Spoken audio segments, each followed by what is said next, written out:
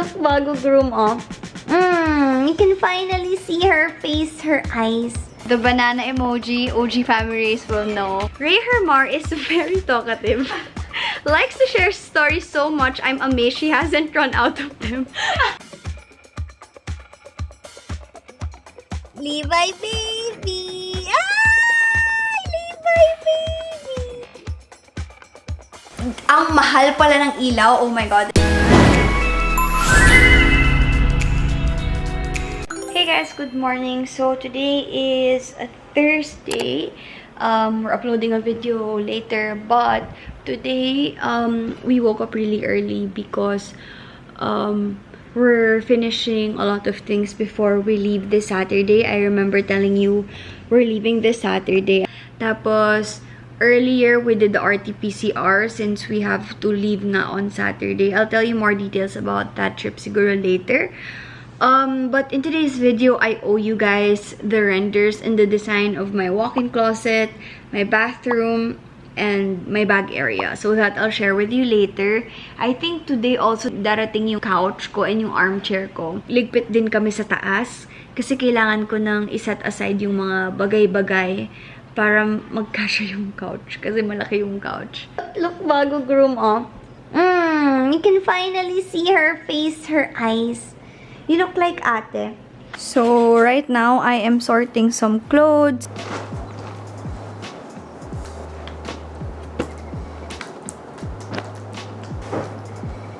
Ay, sis, sinry ko yung keratin kagabi. Oh. Wala lang. Okay ko, pero ang ganda lang. Diba?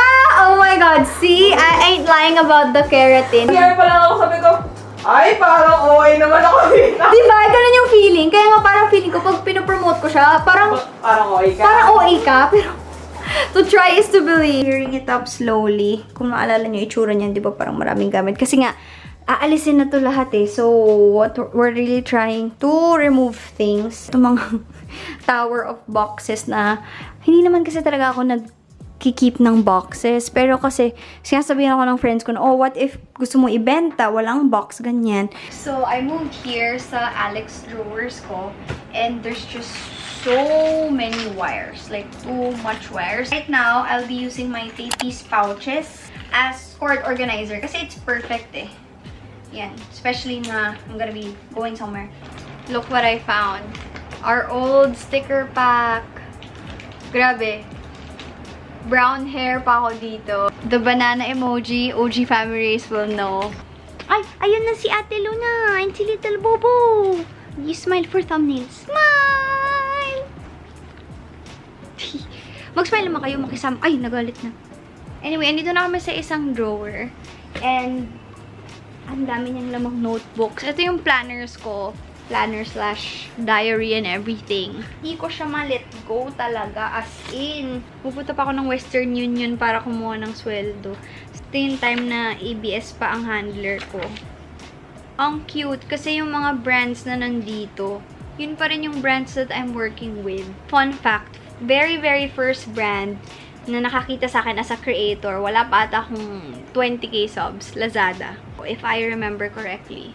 Sila, tapos si SM, Unilever. That's why I love Unilever so much. I love working with them. Kasi even if they're such a huge brand, they listen to creators. Ito kaya ilet. How about you? Can I let you go? The Radio Prod. Imaging. Nag-imaging pala ako. Oh, lahat tayo. Ano yun? Yung parang Photoshop? Oo, computer. Di ba? Imaging, di marunong gumawa ng thumbnail. 2014. Belo at 6 p.m. I wasn't kidding when I said I am a Belo baby dati pa. Nakita ulit ako ng Belo. 2013. Laser at Belo Trinoma. Tapos may finals daw ako.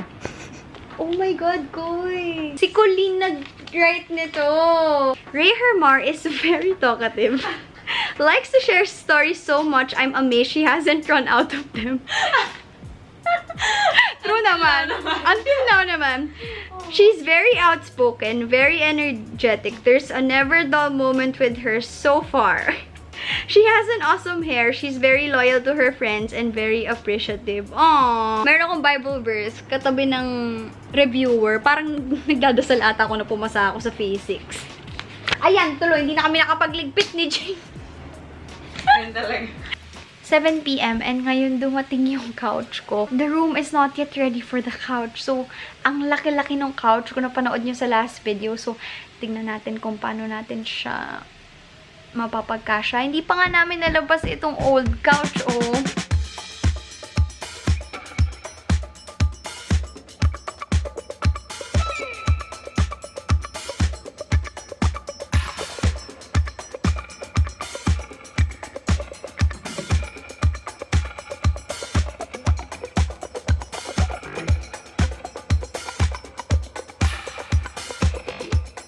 Finally, fresh out of the shower. I tried packing. Long story short, di ako nakapag-pack. Plan ko talaga mag-pack today. Kasi tomorrow, I need to go to the office. And tomorrow is gonna be our last day here in Manila before we fly out. So, anyway, magpapahinga na ako so that I get enough sleep because I haven't been sleeping a lot. And I'll see you guys tomorrow.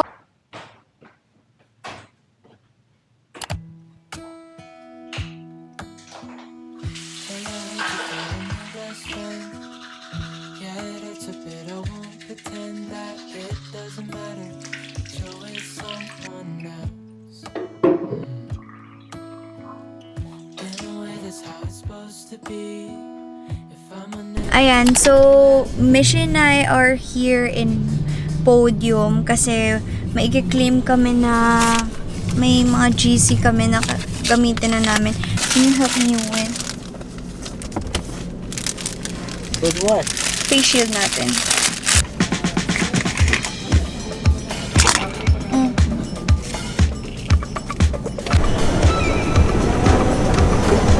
Yung collab na gusto ko ng Nespresso, I think it's here. Not very sure, but if it's here, we are getting it. Or baka hindi na maaabot sa store. Online pa lang mo. Okay. Thank you. Yeah. Kasi talaga.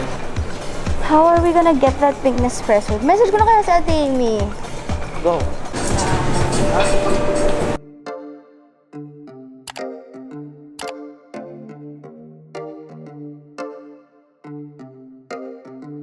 I've been alone for what seems like forever.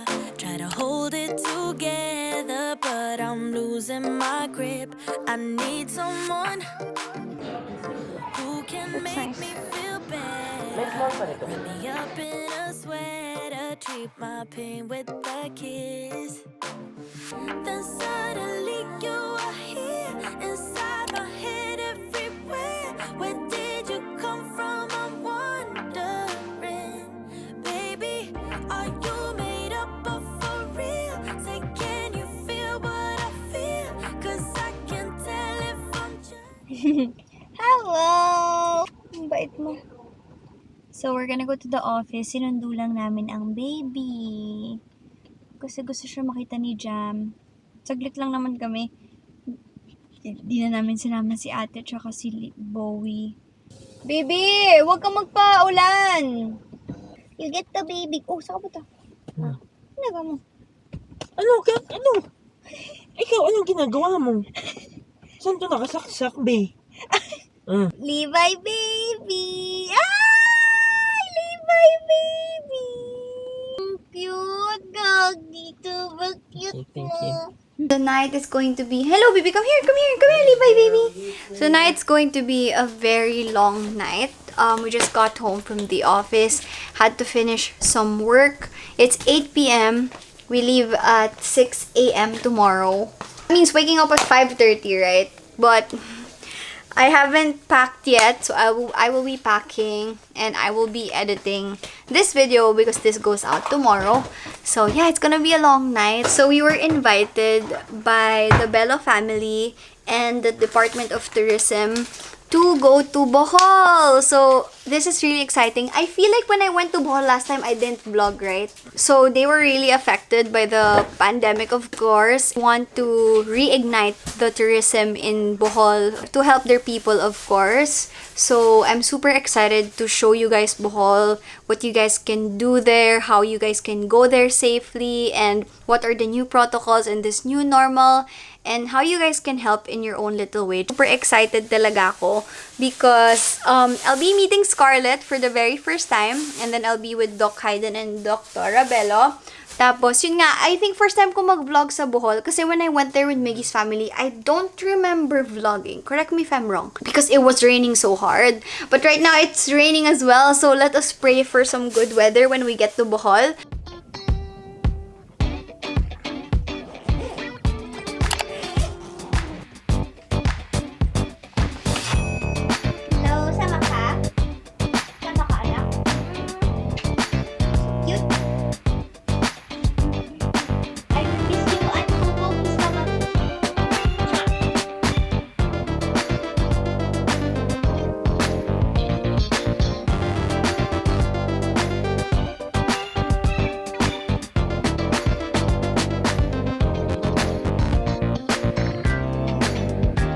Akala ko pa tapos na tayo. Kailangan nakasulat or else mawawala talaga sila sa isip ko. Ito lahat ng skincare. Hindi ko lang alam saan ilalagay yung oral care ko. I have my sparkle toothbrush. Ayan. Tagal ko na itong ginagamit. I swear, effective talaga siya, promise. Itong dental floss lang hindi dumudugo yung gums ko. And then my fave mouthwash. Ayan. Hey guys, so I am downstairs because it's such a mess sa room ko kasi nagpapack din si Miggy. So I went downstairs so that I can finally share with you the design of our room. I don't wanna call it, is it a room renovation? Not really kasi may parts lang siya eh. Like hindi naman totally gagalawin yung buong room ko. It's just that I figured that I'm super stressed when I am dressing up because I can barely see all of my clothes. Like, halo-halo sila. So, that's why I want to fix my mini walk-in closet. It's not super big though. Number 2, nag-grow out ko na yung bathroom ko. Na-share ko yun sa inyo na parang I think I was 13 years old when we built that. So, it's pink with heart. And 3, since lumaki na rin yung bag collection ko, wala na akong proper space for them. So, I am working with the Now. So, they designed all of those spaces that I mentioned. And I was with them sa last video sa sourcing. I'm not sure if you guys noticed, but my mini walk-in closet is connected to my bathroom. So this is my bathroom design. I think I've shared this with you. We will be removing the tiles sa walls, but sa floor we'll keep it as it is kasi mahirap ata yung plumbing or something. So we'll keep it like that. And then here's another angle. So ayoko na tanggalin yung bathtubs. It's gonna cost so much if I remove the bathtub. But I feel like whenever I go to the bathtub, nababasa yung buong banyo. So we decided to put like a glass cover and then mas mataas na shower. More storage area. As you can see, marami siyang storage.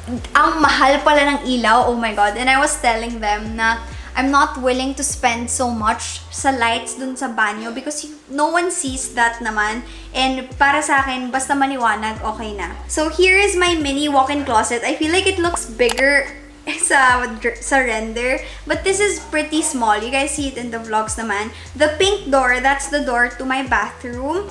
And then, yung area ko saan nakalagay yung sobrang daming boxes ko ng mga Chanel, Louis Vuitton, ganyan. Papalitan natin siya ng storage.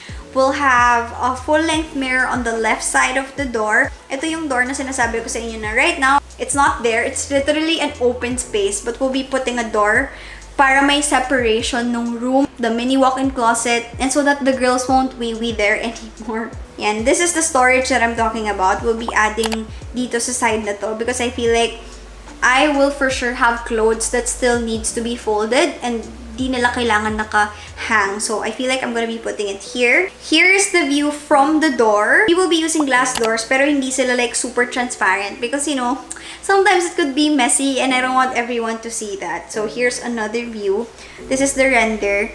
And to be completely honest, I am 100% sure it's gonna turn out like this. Because if you've been part of my room renovation vlogs in Bulacan, how it looked like sa render, it turned out to be 100% like that. I super trust the Now into translating like their crazy ideas into reality. This is probably my favorite part of the room now we will be working on, which is my bag area. I feel like I'll be able to store my bags better.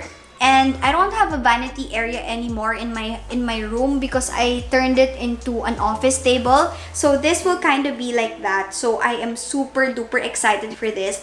And what makes this really unique is yung door niya. As you can see on the left side, naka-close yung door. But on the right side, it's open. Pero yung door niya nakapasok. When you open it up this way, the door goes inside. Naisip ng tanaw na if I'm gonna be using this as my backdrop, hindi pwedeng mag-reflect yung ilaw ko. So, walang glass when it's open. So, I super love that idea kasi they really look into your lifestyle and the things you do and your personality, and they really apply it dun sa actual design. So I super duper appreciate that. So we'll have bag storage. In the middle, we'll have a little vanity area and more storage. I feel like Arbel's gonna let go of my Alexa drawer. So naglagay na lang kami ng more storage. So this storage could be for my makeup. Ang only request ko is for the nasa gitna, yung top drawer, yung taas niya would be transparent because I'm starting to grow my jewelry collection. So I want to be able to see my jewelry from like the top part of the vanity area. So yeah, basically that is it. Those are the 3 areas that we will be working on. I'm not sure alin yung uunahin, but parang gusto ko mauna yung bag area kasi puro built-in lang yon and wala naman ang tatanggalin sa area na yon. I'll be closing the vlog here. I'm sorry for the warm lights. I swear, ang gulo at ang ingay sa taas kasi nga we are packing and Miggy is editing a video and I will be editing this video pa after this. So yeah, I'll see you guys in my next video. Our next vlog will be in Bohol na. Bye!